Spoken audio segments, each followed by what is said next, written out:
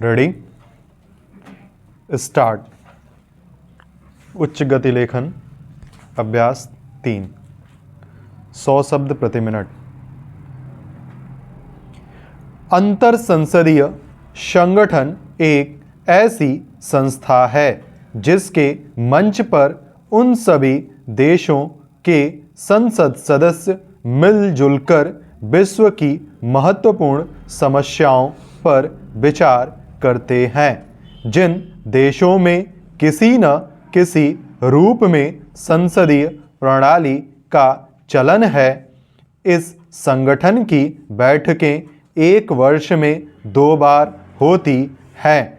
समस्त संसदीय प्रणाली के देशों के 1000 प्रतिनिधि उन देशों के प्रतिनिधि मंडलों के रूप में अपने देश का प्रतिनिधित्व करने के लिए आते हैं।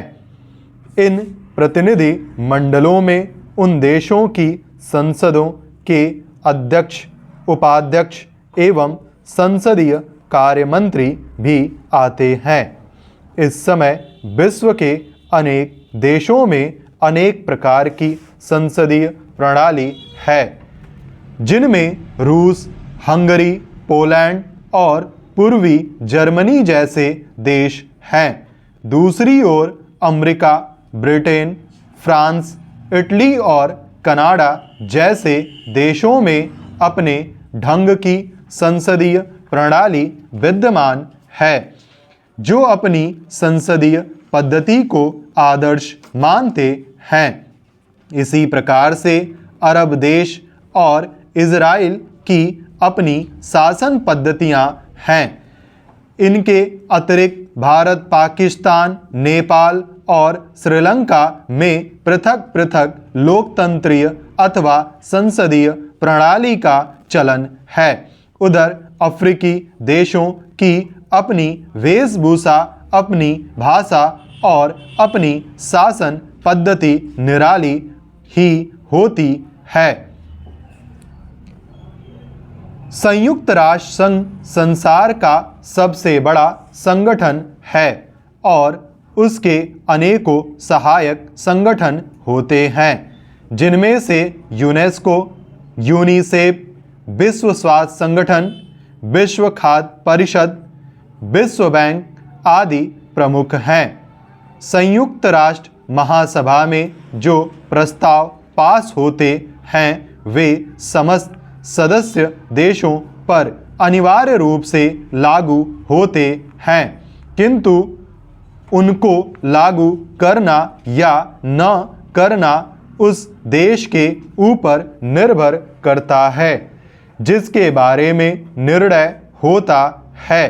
संयुक्त राष्ट्र महासभा और अंतर संसदीय सम्मेलन में यही अंतर है कि इसके निर्णय अथवा स्वीकृति प्रस्ताव सम्मेलन में भाग लेने वाले राष्ट्रों का बंधन नहीं होते, जबकि संयुक्त राष्ट्र महासभा के प्रस्ताव उन देशों पर बंधन होते हैं, भले ही उनको वे देश लागू करे या न करे। अभी तक इस संस्था के सदस्य कई राष्ट्र नहीं हैं, किंतु आज भी इसमें बड़े से बड़ा राष्ट्र चीन भी सम्मिलित है, जहां विश्व की 1/4 जनसंख्या रहती है। इनमें छोटे से छोटे राष्ट्र भी हैं, जैसे हंगरी, पोलैंड, नेपाल आदि। इस संस्था का एक बहुत बड़ा लाभ यह है कि दुनिया के इतने देशों के लिए अपनी बात कहने और अपनी स्थिति स्पष्ट करने का यह एक ऐसा मंच है जो संयुक्त राष्ट्र को छोड़कर संसार में दूसरा कहीं नहीं है। यहाँ पर आपस में मिलकर कई समस्याओं का हल निकालना संभव होता है, जिनको सुलझाना कठिन माना जाता है। अब संसार के देशों में संघर्ष के बजाय सौहार्द का वातावरण बनना आरंभ हो गया है और समृद्ध देश और गरीब देशों के बीच की खाई कम हो रही है। विश्व के देश भारत के वसुधैव कुटुंबकम के सिद्धांत को अपनाने लगे हैं।